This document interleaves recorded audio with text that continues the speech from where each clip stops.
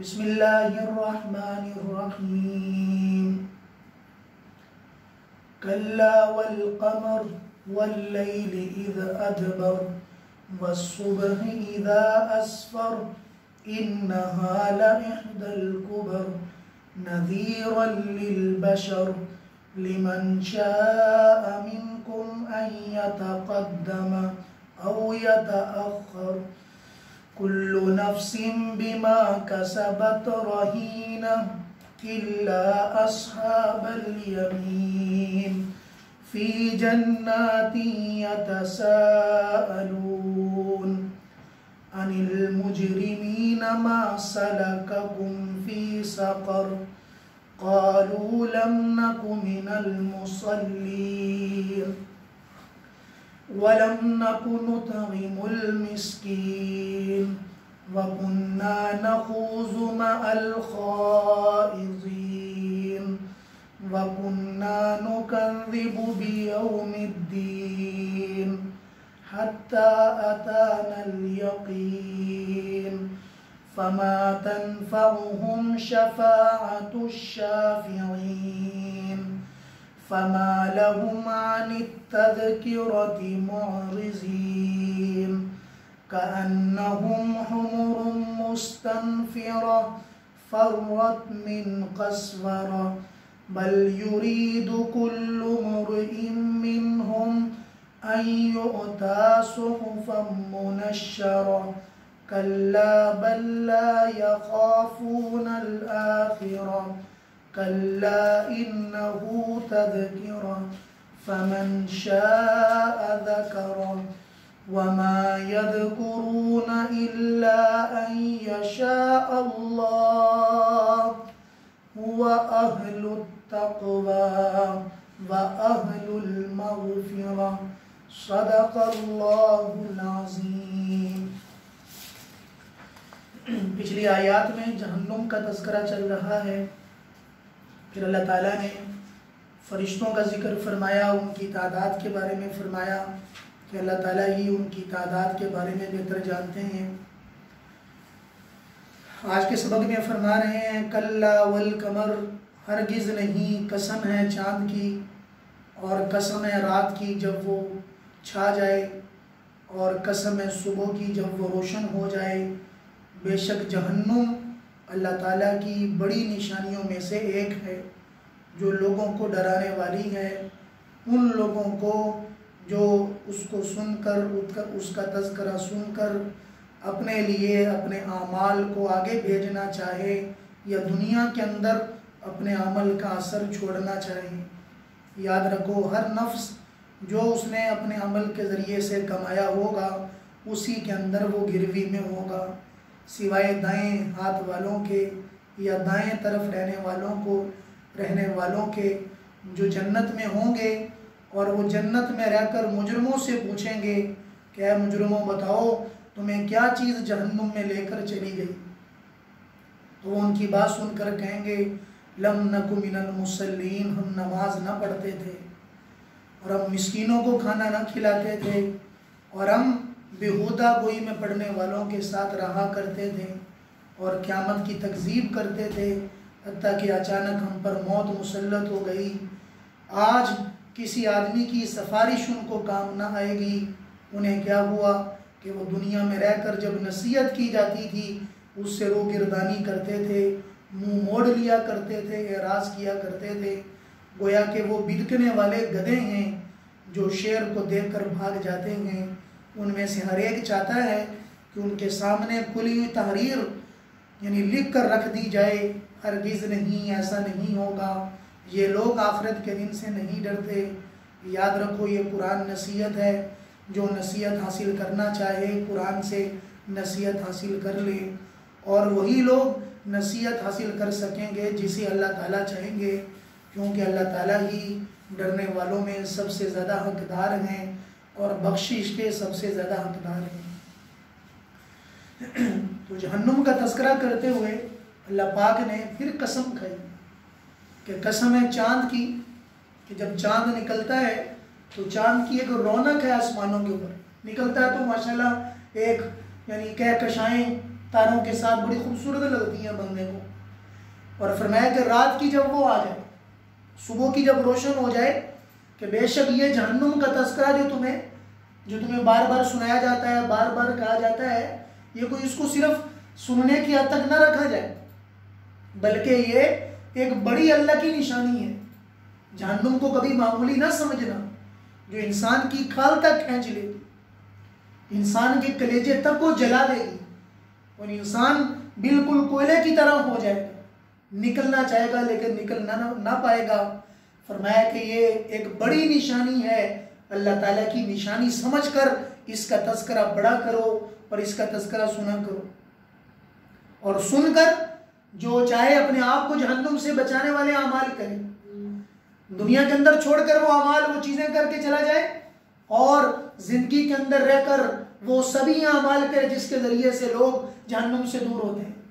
اس لیے فرمایا کہ جو آدمی ہر نماز کے بعد 7 بار یہ دعا پڑھے، اللہم اجرنی من النار، اللہم اجرنی من النار، تو جہنم کہتی ہے کہ میں نے تمہیں پناہ دے دی کیونکہ تم مجھ سے پناہ مانگا کرتا تھا. اس لیے یہ دعا پڑھنے کا اہتمام کیا جائے. پھر آگے فرمایا کہ یاد رکھو کہ تمہارے اپنے ہاتھ کی کمائی، اسی کے بدلے کے اندر تم دنیا میں گروی میں پڑے ہو. جیسے ہم مکان گروی میں لیتے ہیں، کوئی چیز گروی میں لیتے ہیں، وہ گروی کی چیز کو واپس کرنا پڑتا ہے. زندگی ایک گروی ہے، میری آپ کی جان ایک گروی ہے. دنیا کے اندر سب سے بڑا جھوٹ زندگی ہے، سب سے بڑا سچ انسان کی موت ہے. ہم گروی کے اندر ہیں، لیکن اللہ نے وہ گروی میرے آپ کے اعمال میں رکھی. اگر عمل اچھے ہیں تو میری آپ کی زندگی جس کی ہے، جس اللہ کی ہے، جب اس کے پاس جائے گی تو بہتر انداز میں جائے گی. ہم نے مکان لیا ہوا ہے، اس کے بدلے میں پیسے دیے ہیں 5 لاکھ 10 لاکھ. اگر مکان صحیح سلامت واپس کریں گے، مکان صحیح سلامت واپس کریں گے تو 10 لاکھ جو دیا ہوا تھا مل جائے گا. اسی طریقے پر میرے عزیز دوستو، میری آپ کی جان یہ اللہ کی امانت ہے، یہ اللہ کی گروی ہے، اللہ نے ہمیں دی ہے، اور اس کا بدلہ عمل کے بدلے، یعنی عمل کے بدلے کے اندر اللہ تعالیٰ نے مجھے آپ کو دیا ہے کہ عمل کرنا، عمل کے ذریعے سے اس میری گروی ہوئی چیز کی امانت کو صحیح انداز میں مجھے پیش کر دینا. جب پیش کرو گے تو اس کے بدلے کے اندر جو میں نے تمہیں جنت دینی ہے تمہارے لیے سامنے تیار کھڑی ہے، اس کے لیے تمہیں زیادہ رولنے کی اور پریشان ہونے کی ضرورت نہیں ہوگی. آگے فرمایا کہ ہاں کچھ لوگ ہیں جو اس دن پریشان نہیں ہوں گے. اصحاب الیمین ہیں وہ لوگ. اصحاب الیمین کی تفسیر میں علماء نے لکھا ہے کہ اس سے مراد وہ مسلمانوں کے بچے ہیں جو ولادت کے وقت، یعنی بلوغت سے پہلے 1-2 سال کے اندر، 3 سال کے اندر دنیا سے چلے گئے. وہ جنت کے ہیں. فرمایا کہ جنت کے پرندے ہیں جو اپنے ماں باپ کو دے کر ان کی سفارش کریں گے اور ان کو جنت میں لے کر جائیں گے، اور ان کا ہاتھ پکڑیں گے، اللہ کے سامنے سفارش کریں گے، اے اللہ یہ میری اماں ہے، اے اللہ یہ میرے ابا ہے جو دنیا کے اندر جن سے نافرمانیاں ہو گئیں، ہم آپ کے خاص ہیں، آپ ہماری سفارش قبول کیجئے، میرے ابا اور میری اماں کی مغفرت کر دیجئے. اللہ ان کی دعا کو قبول کریں گے اور ان کو ان کے ہاتھ میں دے کر جنت میں داخل کر دیں گے. اس لیے حضور اکرم صلی اللہ علیہ وسلم کا فرمایا کہ جب آپ کے بیٹے ابراہیم کا انتقال ہوا تو زور و کتار سے رو رہے. فرمایا کہ ابراہیم آج تیری جدائی نے غمگین کر دیا. وَإِنَّا لَبِفِرَاقِكَ يَا إِبْرَاهِيمُ لَمَحْزُونُونَ، تیری جدائی سے بڑا غمگین ہوں. جسم کا اندر ایک ایک قطرہ، جسم کا ایک ایک ٹکڑا غمگین ہے، ایک تیری پریشانی کے اندر ہے. لیکن اے ابراہیم تیری جدائی تو ضرور ہے، لیکن جدائی کے اندر میں وہی کہوں گا جو میرے رب نے کہنے کا حکم دیا. میں اپنی جدائی کی وجہ سے اللہ کی ذات سے دور نہیں ہو سکتا، بلکہ اللہ کی ذات کے قریب ہوں گا. بعض یہ کہتے ہیں کہ اصحاب الیمین سے مراد وہ بھلے مسلمان ہیں جنہوں نے دنیا کے اندر اپنے اخلاق بہتر کیے، جو لوگوں کے درد و غم کو دیکھ کر رات کو ان کی آنکھیں یعنی نم ہو جایا کرتی تھیں، ان کی پریشانی کو دیکھ کر وہ رو پڑا کرتے تھے اور لوگوں کے لیے وسائل مہیا کیا کرتے تھے. فرمایا کہ ایسے لوگ بھلے مسلمان کے جن کا دل صاف تھا. زبان تو ہم صاف کرنے کی کوشش کر رہے ہیں کہ زبان ہماری صاف ہے، اچھا بولتے ہیں، اچھا بول کر دکھاتے ہیں. میرے عزیز دوستو، زبان کا سودا نہیں ہے، اندر دل کا سودا ہے. اس لیے کہ زبان پہ تالا لگ جائے گا اور انسان کے اعضاء بولیں گے. اعضاء نے اگر اچھے اعمال کیے، اگر دل نیکی والا بن گیا تو پورا کا پورا جسم وہ نیکی والا بن جائے. اسے فرمایا کہ دل سے نیکی کرنے والے لوگ وہ اصحاب الیمین ہیں. جب یہ جنت میں ہوں گے تو جنت میں نظر ماریں گے کہ جہنم کے اندر ان کو لوگ نظر آئیں گے. ایسے لوگ بھی ہوں گے جن کو پہچانتے تھے, جن کے ساتھ بیٹھ کر کھانا پینا ان کا ہوتا تھا, جن کے ساتھ ان کی مجلسیں ہوتی تھیں, جن کے ساتھ بیٹھ کر ان کی گیدرنگ ہوا کرتی تھی, اور وہ جہنم میں چل رہے ہیں. ان کو دیکھ کر اپنے سر پر ہاتھ مار کے کہیں گے اے لوگوں تمہیں کیا ہوا, تم کیوں جہنم میں چلے گئے؟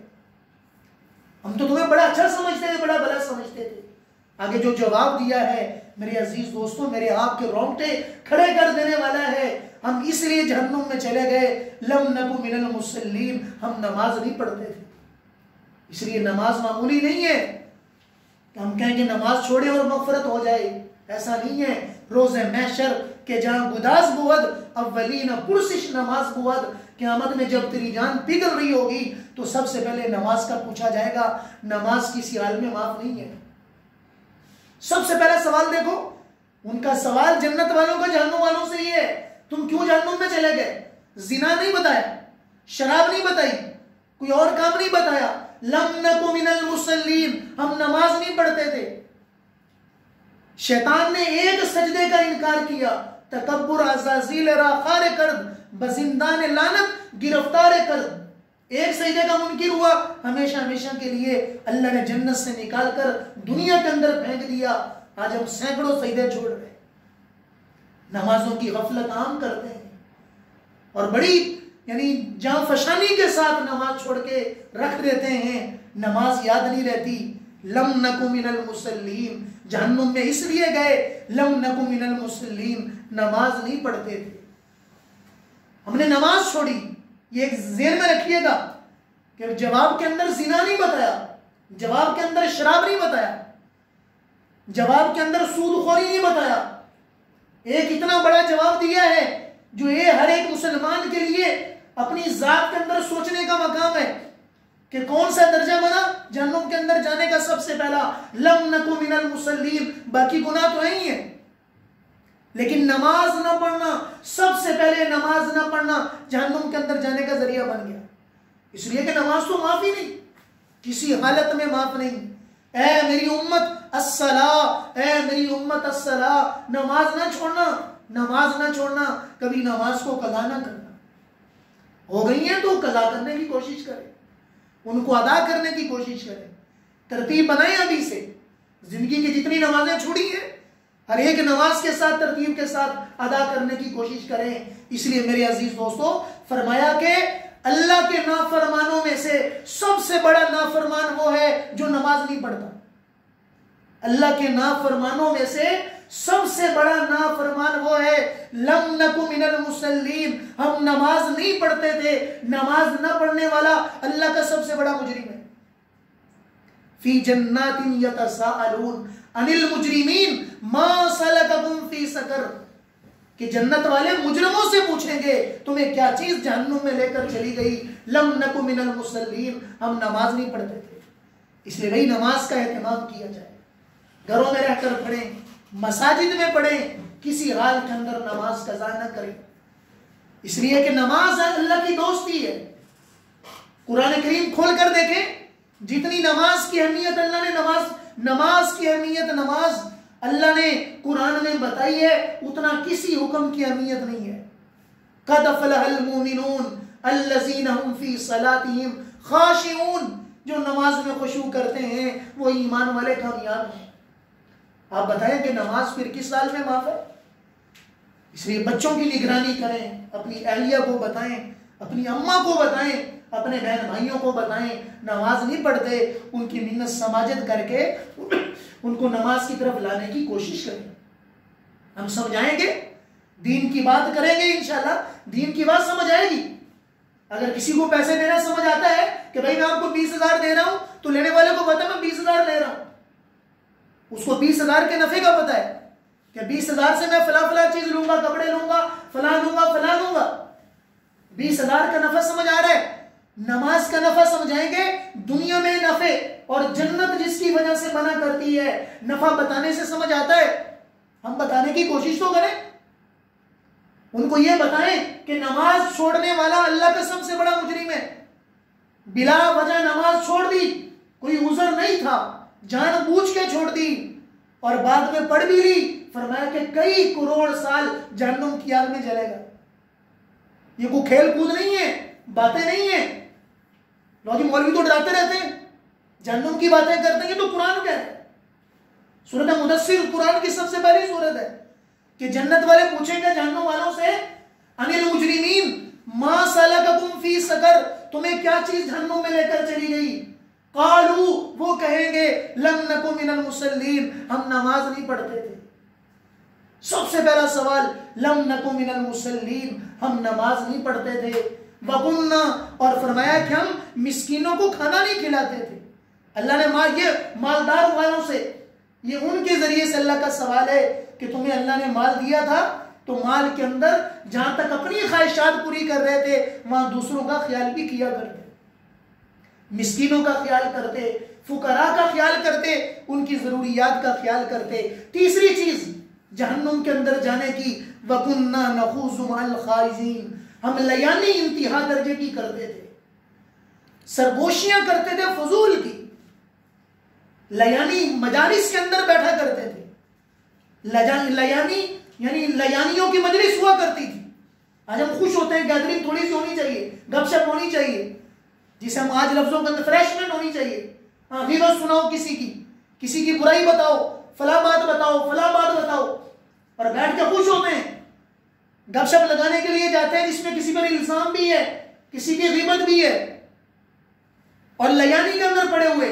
فرمایا کہ یاد رکھو اس آدمی کا اسلام کے اندر کوئی حصہ نہیں جو لیانی کرتا ہو. لیانی اس کو کہتے ہیں جس کا نہ دنیا میں فائدہ ہو نہ آخرت میں فائدہ ہو. جیسے ہمارے لفظوں میں کہتے ہیں ایران قرآن کی باتیں، پتہ ہی کوئی نہیں ہے. جس کا نہ دنیا کے، چلو ایک کاروبار کی بات ہے وہ ہم کر رہے ہیں، ٹھیک ہے، لین دین کی بات ہے اس کا بھی ثواب ہے، لیکن جس کا نہ دنیا کا فائدہ نہ آخرت کا فائدہ، فضول گپوں میں لگے ہوئے اور فضول چیزوں میں لگے ہوئے، فضول کھیل کود میں لگے ہوئے، اور اسی کے اندر وقت گزار رہے صبح سے شام تک. اور فضول چیزوں میں لگنے سے کیا ہوا؟ نماز بھی چھوٹی، اللہ کی عبادت بھی چھوٹی، روزہ بھی چھوٹا. اس لیے فرمایا کہ دیکھو اپنے دائیں بائیں کو، دیکھو کہ بیٹھنا والا ہے، تمہارے ساتھ بیٹھنے والے کیسے ہیں، تم کن کے ساتھ بیٹھتے ہو، تمہاری دوستیاں مجلسیں کون سی ہیں. اس لیے کہ تمہاری مجلسیں تمہیں تمہارا دین کے بارے میں بتائیں گی اور تمہاری جنت اور تمہاری جہنم کا فیصلہ کریں گی. انسان مجلس سے سیکھا کرتا ہے، مجلس کے اندر انسان کی چیزیں انسان کے اندر آیا کرتی ہیں. یہ مجلس جنت کی مجلس، قرآن کی مجلس، فرشتوں کی مجلس. ہم 8-9 بیٹھے ہوئے ہیں، اتنے فرشتے نہیں ہیں، اس سے زیادہ. فرمایا کہ نیک مجالس کو اختیار کرو، اس لیے کہ نیکی انسان کے اندر آئے گی. اور چوتھی چیز فرمایا وَكُنَّا نُكَذِّبُ بِيَوْمِ الدِّينِ، ہمیں قیامت کا پتہ ہی کوئی نہیں تھا. ہمیں قیامت کی باتیں کرنا تو بڑا شوق ہے. ہاں جی مولوی صاحب قیامت کی نشانیاں ہو گئی ہیں نا کوئی، ابھی فلاں نشانی نہیں ہوگی، فلاں نشانی نہیں ہو گئی ہے. دجال دیکھنے کا سب کو شوق ہے، دجال آ جائے، پتہ نہیں ملاقات کرنی ہے اس سے جا کے. امام مہدی کے آنے کا شوق ہے، ہاں جی امام مہدی آ گئے، اچھا کدو آ رہے ہیں، کی نشانی ہے، کس سے ملاقات ہوگی، کہاں آئے گا کہاں نہیں آئے گا. نہ نماز کا پتہ، نہ روزے کا پتہ، نہ زکات کا پتہ، کوئی پتہ نہیں. قیامت کا چسکا ہے سننے کا، ہاں جی کب آ رہی ہے کب آ رہی ہے. میرے عزیز دوستو یہ سوال نہیں ہے. سب سے پہلا سوال یہ ہے کہ تم خدا کے بندے بن کر دنیا میں جی رہے ہو کہ نہیں جی رہے. جو مر گیا اس کی قیامت آ گئی، جو مر گیا قیامت آ گئی، اس کے ساتھ تو معاملہ ذرا پیش آ گیا. وَكُنَّا نُكَذِّبُ بِيَوْمِ الدِّينِ حَتَّى أَتَانَا الْيَقِينُ، ہم تو باتوں میں لگے ہوئے تھے، اچانک موت آ گئی. ہے اچانک موت آ گئی، نکلنے کا ٹائم ہی نہ مل سکا. اس لیے اللہ کے نبی فرمایا کرتے تھے اللہم انی اعوذ بک من فجاءۃ الموت، اللہ اچانک موت سے پناہ چاہتا ہوں کہ مجھے موقع نہ مل سکے نماز پڑھنے کا، موقع نہ مل سکے توبہ کرنے کا، موقع نہ مل سکے استغفار کرنے کا.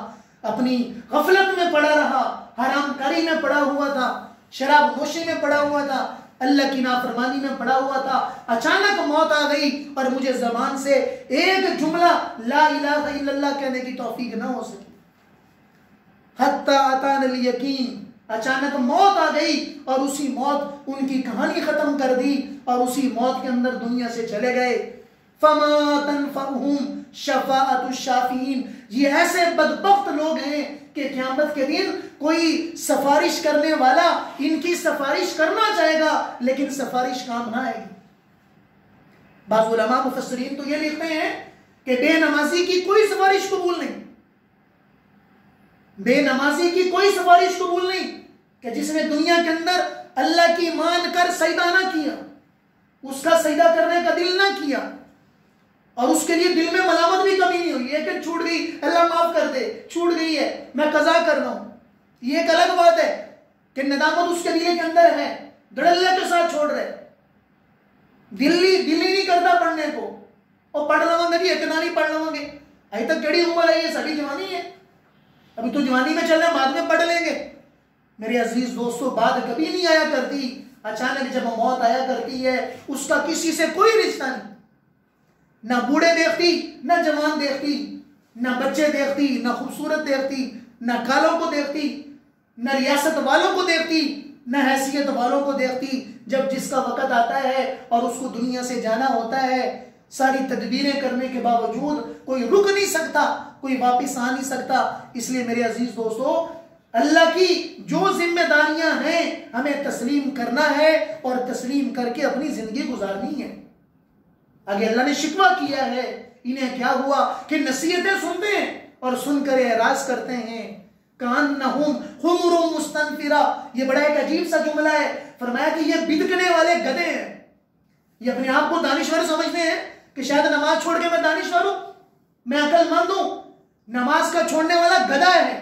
یہ میں نہیں کہہ رہا، قرآن نے کہا ہے حمر مستنفرہ، یہ بدکنے والے بھاگنے والے گدھے ہیں، فرت من قسورہ، جو شیر کو دیکھ کر بھاگ جاتے ہیں۔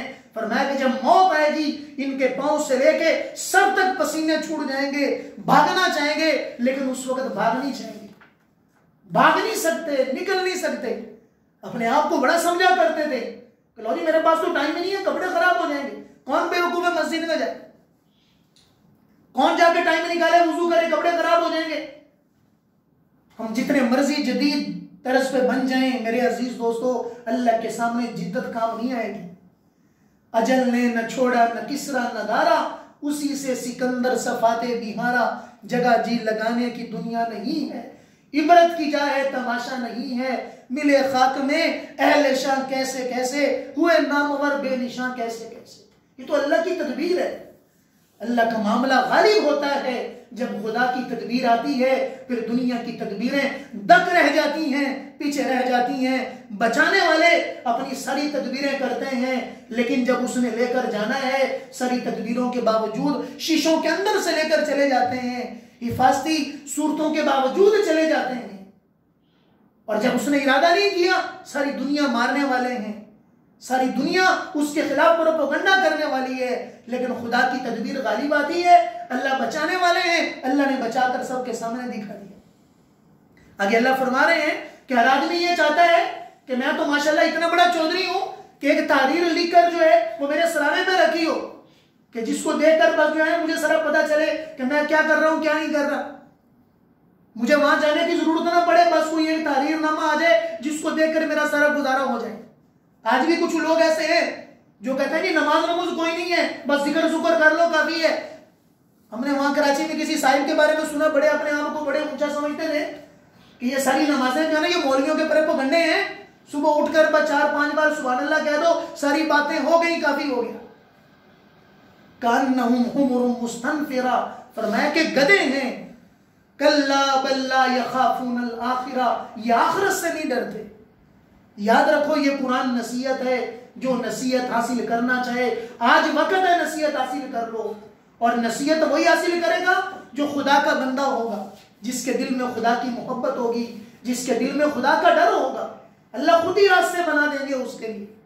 وَمَا يَذْكُرُونَ إِلَّا أَن يَشَاءَ اللَّهُ، کہ جو اللہ چاہیں گے دنیا کے اندر وہ ہوگا، وہ سب چیزیں ہوں گی، اس لیے کہ اللہ سب سے زیادہ حقدار ہیں اس بات کے کہ اللہ سے ڈرا جائے، اور اللہ سب سے زیادہ حقدار ہے کہ اللہ لوگوں کے گناہوں کو معاف کر دے۔ تو میرے عزیز دوستو جب معاملہ ہی اسی کے ساتھ ہے تو پھر عقل کی کیا ماننی؟